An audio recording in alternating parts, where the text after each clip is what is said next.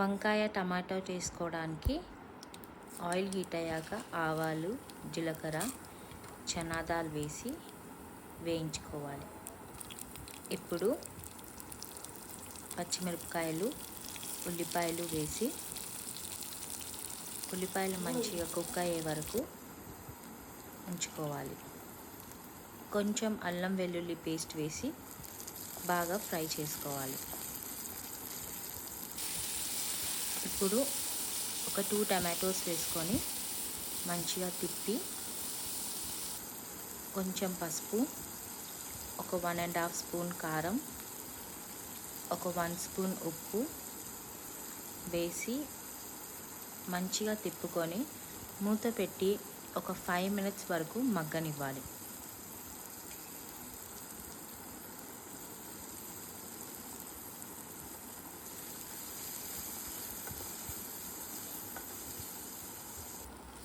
టమాటోలు ఉడికిపోయాక వంకాయలు వేసుకొని బాగా తిప్పుకోవాలి. వంకాయలు కట్ చేసి సాల్ట్ వాటర్లో వేసి పెట్టుకుంటే వంకాయలు చేదు రాకుండా ఉంటాయి. ఇప్పుడు దీన్ని మంచిగా తిప్పి మూత పెట్టి ఒక 7 to 8 మినిట్స్ వరకు మగ్గించుకోవాలి.